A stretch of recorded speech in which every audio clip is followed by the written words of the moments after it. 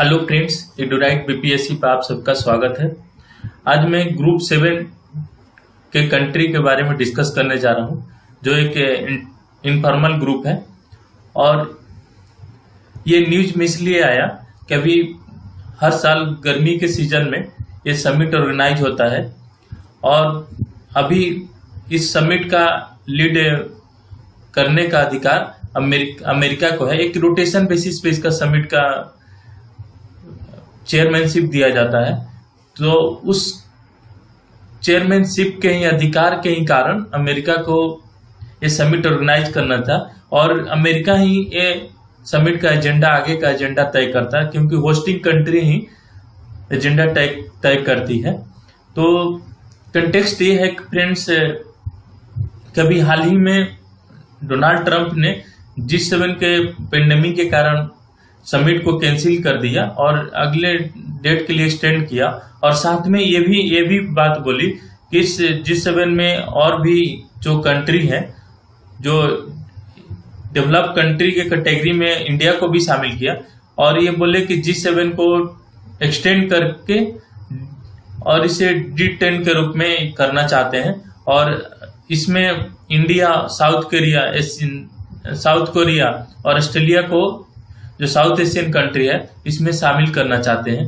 तो ये देख सकते हैं कि ये G7 को 3 मुख्य कंट्री जो सब कॉन्टिनेंट, एशिया सब कॉन्टिनेंट से लेना चाहते हैं। इसका मेन कारण है कि चाइना को कैटर करना चाहते हैं। एक रणनीति का मूल कारण यही है। तो चलिए मैं इसका हिस्टोरिकल बैकग्राउंड डिस्कस करता हूँ। ये G7 के स्थापना 1973 में ऑयल क्राइसिस के बाद होती है। फ्रांस के फाइनेंस मिनिस्टर के द्वारा एक इनफॉर्मल समिट ऑर्गेनाइज किया जाता है फ्रांस में, और उसमें उस समय West Germany, US, Great Britain और जापान को इनवाइट किया जाता है। मैं वेस्ट जर्मनी इसलिए बोल रहा हूँ कि वेस्ट जर्मनी बर्लिन बार से दो कंट्री में डिवाइड था, वेस्ट और ईस्ट। तो वेस्ट जर्मनी एक इमर्जिंग पावर थी और डेमोक्रेटिक को फॉलो करती थी, जो ईस्ट जर्मनी थी वो सोशलिज्म को फॉलो करती थी। तो ये एक तरह से डेमोक्रेटिक ग्रुप था। ये विश्व का सबसे इंडस्ट्रियलाइज डेमोक्रेटिक ग्रुप था, उसी का एक इनफॉर्मल समिट था। तो इसलिए यहाँ वेस्ट जर्मनी मेंशन किया गया है। तो आप जर्मनी ही आज के डेट में याद रखेंगे। तो ये G7 बना क्यों? क्योंकि ये तो समिट ऑर्गेनाइज हो गया, एक इसकी स्थापना भी हो गई, और फिर अगले बार 1976 में कनाडा को शामिल यूएस के द्वारा कर लिया जाता है, क्योंकि उसका होस्टिंग यूएस करता है। तो बाकी लोगों के मेंबर के द्वारा भी, सदस्यों के द्वारा भी सहमति बनती है और बाद में कनाडा को शामिल कर लिया जाता है। उसके बाद में एक ग्रुप 6 मेंबर की कंट्री हो जाती है, और फिर बाद में यूरोपियन यूनियन को भी शामिल कर लिया जाता है। तो इस तरह से ये G7 कंट्री हो जाता है। और फिर G8 होता है 1997 में, जब रसिया को यूएसएसआर के डिसइंटीग्रेशन के बाद शामिल कर लिया जाता है। लेकिन पुनः 2014 में क्रीमिया एनेक्सेशन के कारण, रसिया के द्वारा क्रीमिया एनेक्सेशन करने के द्वारा उसको G8 से पुनः हटा दिया जाता है और ये G7 ही कंट्री बच जाती है। तो इस तरह से आप देखेंगे कि ये विश्व की सबसे बड़ी डेमोक्रेटिक कंट्री का एक ग्रुप है, और ये विश्व के सबसे हाईएस्ट एक्सपोर्ट कंट्री का ग्रुप है। इन सब कंट्री के पास सबसे ज्यादा गोल्ड रिजर्व है। न्यूक्लियर एनर्जी का प्रोडक्शन ये सब कंट्री मिलकर ज्यादा करती है विश्व में, और ये सबसे ज्यादा यूएन का बजट में इनका कंट्रीब्यूशन भी सबसे ज्यादा होता है। और इसका समिट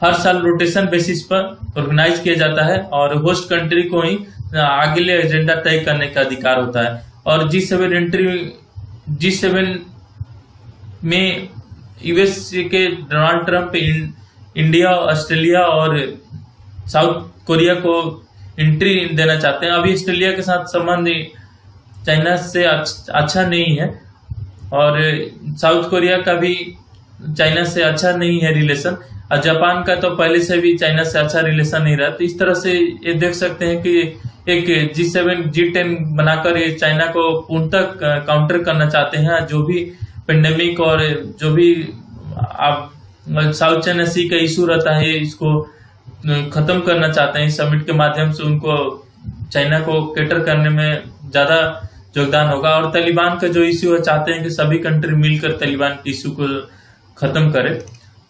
और आगे का कंटेक्स्ट ये है फ्रेंड कि G7 का जो समिट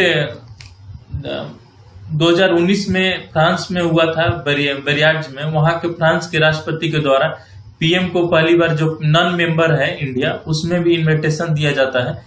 और अभी ट्रम्प के द्वारा भी इंडिया को इनवाइट किया जा रहा है कि जो भी समिट हो अभी होना था कुछ दिन के लिए एक्सटेंड किया गया है। तो जो भी होगा वो इंडिया भी इसमें इनफॉर्मल समिट में शामिल होने जा रहा है, इनफॉर्मल मेंबर की तहत। मेंबर नहीं है इंडिया, याद रखिएगा G7 का। और पहले भी और सारे ब्राजील, मेक्सिको और चाइना को इनवाइट किया जा चुका है। और इसमें और भी वर्ल्ड के जो ऑर्गेनाइजेशन है उसमें इनविटेशन भी, इनवाइट भी किया गया है। उसमें से ये European union, IMF, world bank, WTO, international energy agency, United nation, ये सभी जो वर्ल्ड के सबसे इंटरनेशनल ऑर्गेनाइजेशन है, ये सभी इस ग्रुप का एक इनफॉर्मल समिट में इनको न्योता दिया जा चुका है। तो इस तरह से आप देख सकते हैं कि विश्व की सबसे बड़ी इमर्जिंग, बड़ी डेमोक्रेटिक और बड़ी बहुत ही ज्यादा इकोनॉमिस्ट ग्रुप है। तो इंडिया भी शामिल होगा तो आप सोच सकते हैं कि इंडिया का कितना सम्मान मिलेगा और हमारे देश का भी बहुत ज्यादा सम्मान मिलेगा। तो आज के लिए बस इतना ही फ्रेंड्स, थैंक यू।